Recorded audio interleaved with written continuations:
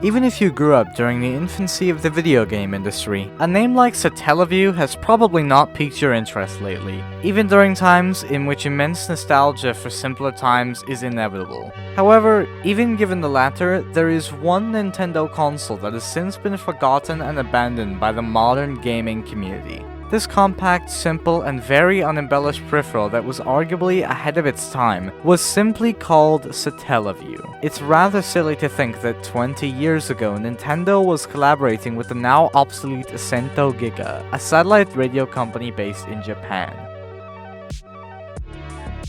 The concept of broadcasted video games was virtually unheard of at that time.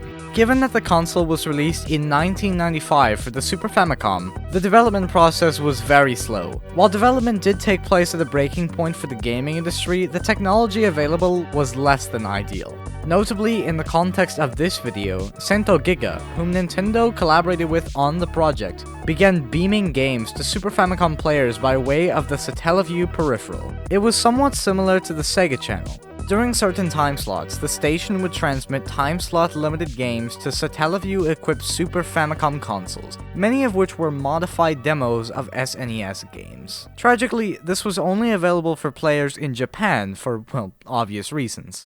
Live elements such as voice actors expressing urgency and offering directions, a clock, and other aspects that made gaming more like audio dramas meant that they were similar to catching your favorite TV show.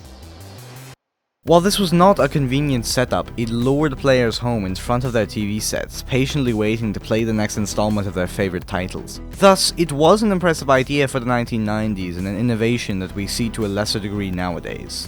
Nintendo officially announced Satellaview on the 21st of December 1994, said to be released at a retail price of about $150. Many third-party developers announced plans to release content for it, retaining the amount of potential that it had. It was released in April of the following year, and when the service itself first launched, GIGA had a number of issues regarding broadcasting video games, and legal issues with other companies and technical restraints of the 1990s. 1 year later, Nintendo announced that they would partner with Microsoft to release a service similar to Satellaview for users primarily fixated on Windows operating systems, which would combine GIGA's broadcasting services with dial-up internet. And this never really got finished. Despite everything, Nintendo viewed Satellaview as a commercial failure. It was truly unique, but unfortunately one thing led to another and it could not succeed in the climate of that time. By 1994, GIGA was struggling financially due to the Japanese recession affecting the demand for its music.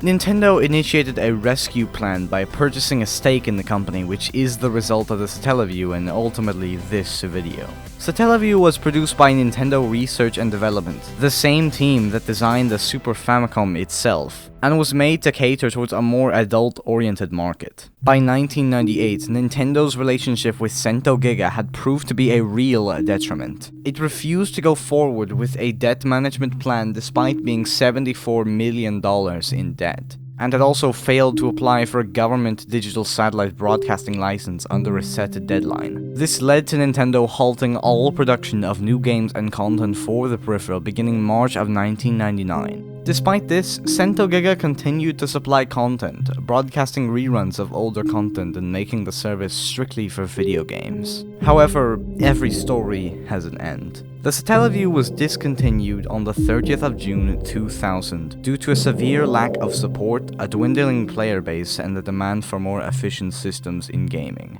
A year after it was discontinued, GIGA declared bankruptcy and merged itself with Japanese media company Wireby. Nothing has been officially released for Satellaview since. Throughout this, one thing has become clear.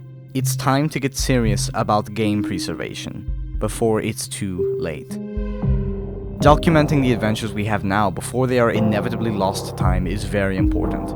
There are an inordinate amount of video games that you simply cannot play any longer. Valiant attempts to preserve Satellaview exclusive games have emerged only to be forgotten years later. Preparing to accept the eventuality that any title we love could become unavailable in its current state is frightening. Let's ensure that doesn't happen.